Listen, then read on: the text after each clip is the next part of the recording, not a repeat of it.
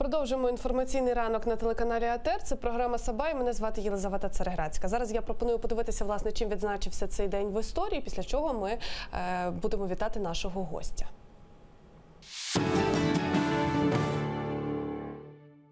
– 19 грудня 1958 року 75,5% голосів виборців віддано за Шарля де Голля, який став засновником і першим президентом П'ятої Французької Республіки. Цього дня 1984 року у Пекіні прем'єр-міністри Великої Британії Маргарет Тетчер і Китайської Народної Республіки Жао Зіянг підписали угоду про повернення в 1997 році британської колонії Гонконг під юрисдикцію Китаю при умові збереження в ньому протягом наступних 50 років капіталістичної системи. 19 грудня 1986 року радянський лідер Михайло Горбачов віддав розпорядження звільнити відомого правозахисника Андрія Сахарова і його дружину Олену Бонар із заслання в Горький, міста, закритого для відвідування іноземцями. Андрій Сахаров – радянський фізик, лауреат Нобелівської премії миру, співтворець водневої бомби, пізніше виступав за заборону ядерної зброї та активний борець за права людини. Цього дня 1998 року, після 14 годин дебатів, Палата представників Конгресу Сполучених Штатів Америки проголосувала за відставку президента Білла Клінтона, звинувативши його у лжесвідченнях під присягою і протидії правосуддю. Клінтон став другим в історії Сполучених Штатів президентом, проти якого було порушено процедуру імпічменту. 19 грудня 1997 року відбулась прем'єра американського фільму «Катастрофи. Титанік» режисера, сценариста і продюсера Джеймса Камерона. Уже через 25 днів після початку прокату цей фільм окупив свій рекордний бюджет у $200 мільйонів. «Титанік» здобув рекорд найкасовішого фільму за всю історію кінематографу, зібравши у прокаті в усьому світі понад $1,8 мільярда і утримуючи його протягом 12 років, поки цей рекорд не був побитий фантастичним фільмом «Аватар», який також зняв Камерон.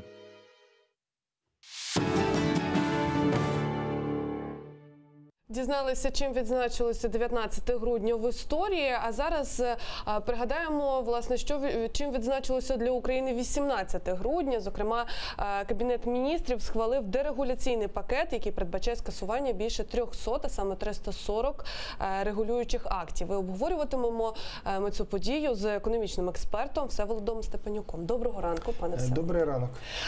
Скажіть, будь ласка, от таке рішення, яке прийняв Кабмін, воно які матиме наслідки? Це взагалі можна оцінювати як позитивну подію?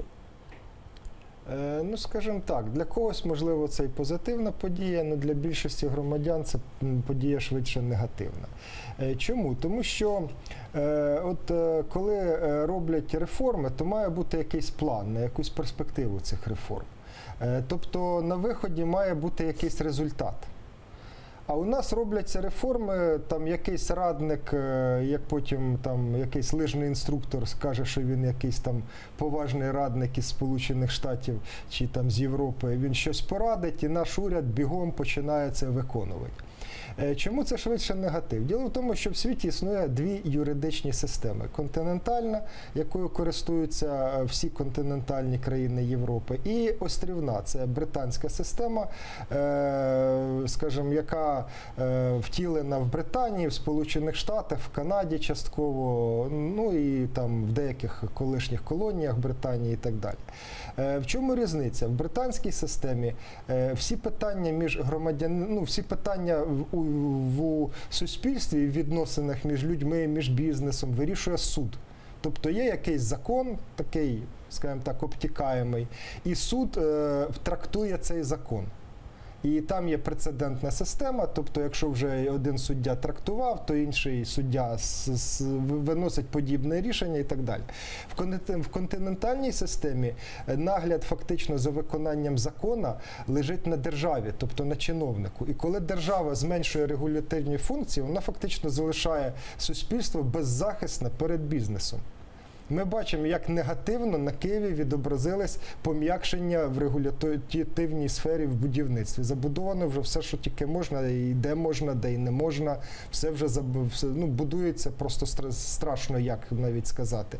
А наведіть, будь ласка, ще декілька прикладів стосовно цієї беззахисності суспільства. Ну, дуже просто. Якщо ви в Сполучених Штатах купите молоко з добавкою соєвого масла, то ви станете мільйонером. Ви подасте в суд, і вам компанія чи супермаркет, який це продав, виплатить мільйонні компенсації. Якщо ви в нас купите молоко, а наш міністр, аграрний міністр каже, що понад 50% молочних продуктів фальсифіковано на ринку, то у нас ви станете інвалідом. Причому лікуватись будете за свій власний рахунок. От вся різниця. Тобто робити дерегуляцію в континентальній системі права, це значить просто зменшувати державу, послаблювати державу і фактично послаблювати захист населення.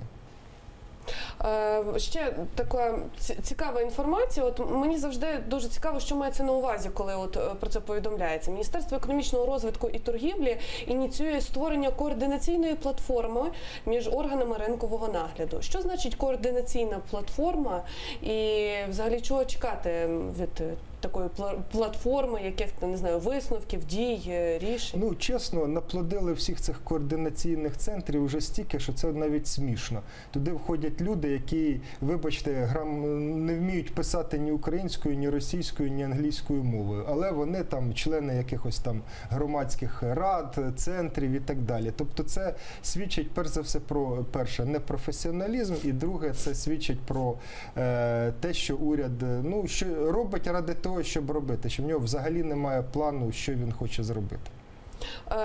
Просто цікаво, що от подібні повідомлення, от зокрема і вчорашнє повідомлення Гройсмана стосовно того, що от такий пакет був прийнятий, завжди посилаються на якісь там такі міжнародні норми і різноманітні угоди. Зокрема, от повертаючись до теми цієї ефективної системи ринкового нагляду, кажуть, що вона є однією з передумов підписання угоди про оцінку відповідності та прийнятності промислових товарів між Україною та Європейським Союзом. І відповідно в подальшому це передбачатиме взаємне там визнання сертифікатів відповідності промислових товарів.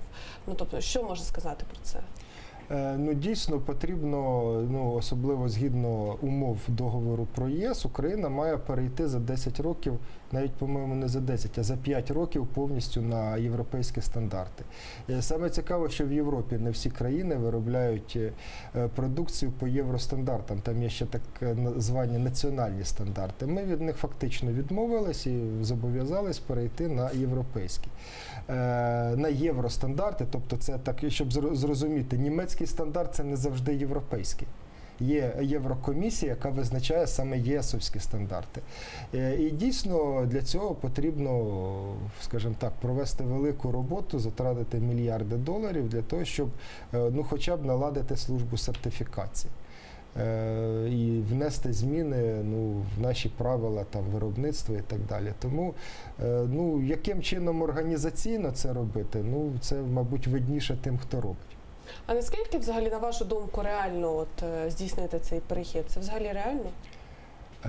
Ну, коли ото перед Майданом Янукович відмовився підписувати, то цей перехід оцінювався в 160 мільярдів євро. Так, щоб зрозуміти, вся економіка України на сьогодні це 92 мільярди доларів. Тобто приблизно десь, ну хай там буде 85 мільярдів євро.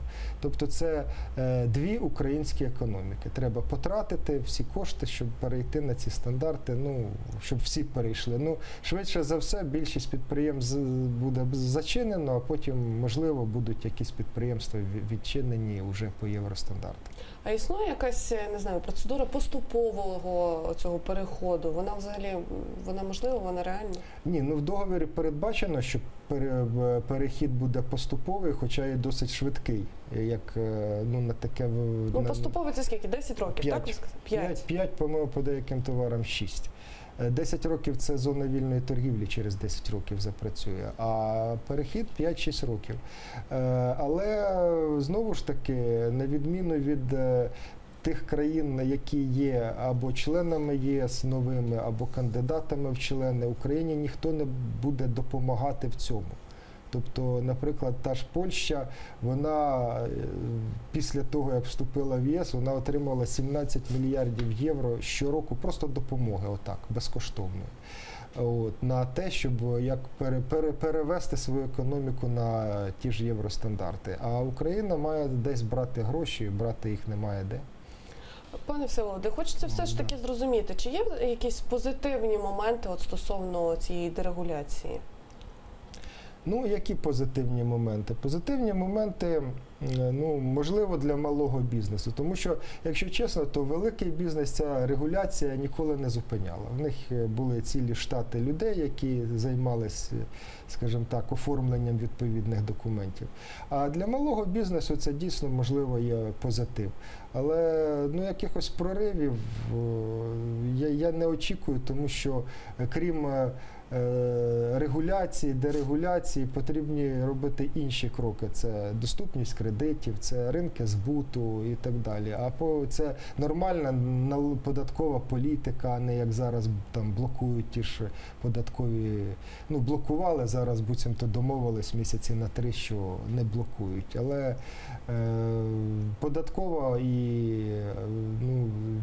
діло в тому, що мова йде навіть не про розмір налогів, а про метод адміністрування податків в Україні.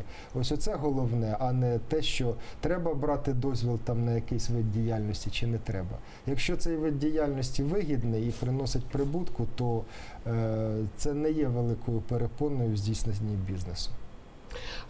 Пане Всеволоде, хочу вас попитати стосовно, от зараз скандальний законопроект, його принаймні всі так називають, це так званий «Купуй українське, плати українцям».